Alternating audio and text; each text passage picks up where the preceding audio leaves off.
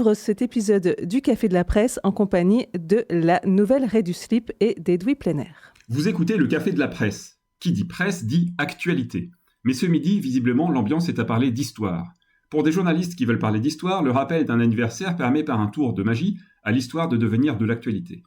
Dans le cas de l'attentat de Charlie Hebdo, hélas, 10 ans après, les protagonistes de cet événement historique sont tous disparus. Ne reste aujourd'hui de ce titre glorieux fondé par des libertaires que quelques pièces rapportées telles que Philippe Val ou Caroline Fourest, mais comme le dit l'adage, ce sont les meilleurs qui s'en vont les premiers.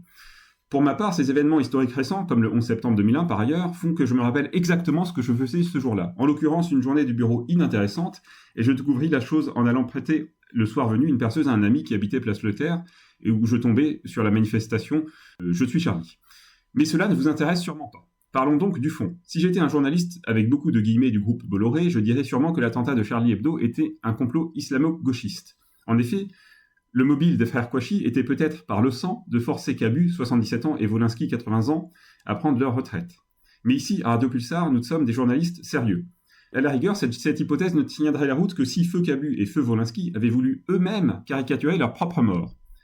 10 ans après, cependant, le trouillomètre de nombre de caricaturistes a atteint des records, tout comme la pluviométrie du 7 janvier 2025 dans le Poitou et ses 57 mm tombés en une seule nuit. En effet, depuis, il s'en est passé des choses. La liberté d'expression commence par celle de manifester des opinions politiques. Manifestation interdite à nombre de reprises dans les années 2015-2016, opportunément par un gouvernement qui trahissait les droits du peuple. Situation si bien résumée par le chanteur Didier Super, je cite « Quand les djihadistes foutent la merde à Paris, ce sont les écolos qu'on fout en tôle ». Fin de citation. Pourtant, ceux qui dessinent encore aujourd'hui à Charlie, à 2 ou 3 exceptions près, n'ont pas le mérite de ceux qui ont péri dans l'attentat ou avant l'attentat. Notamment le camarade Charb, qui critiquait sans concession l'islam, mais pouvait en même temps, comme dirait l'autre, défendre la cause palestinienne. Ou oncle Bernard, qui pouvait à la fois aimer l'humour potache de ses camarades qui dessinaient des symboles phalliques, mais aussi défendre les idées du philosophe barbu Karl je sais plus comment, tout en leur donnant à ces idées une nouvelle jeunesse à l'aune de la crise écologique. Cherchez un laïcard pro-palestinien, marxiste et écologiste à Charlie Hebdo aujourd'hui, vous n'en trouverez simplement plus. Et aujourd'hui, ceux qui se revendiquent de l'esprit Charlie tout en soutenant l'armée israélienne ou les forces de l'ordre oublient une chose importante. Contrairement à Sophia Aram, Cabu a été condamné 6 fois dans sa vie pour insulte à l'armée ou atteinte à son moral.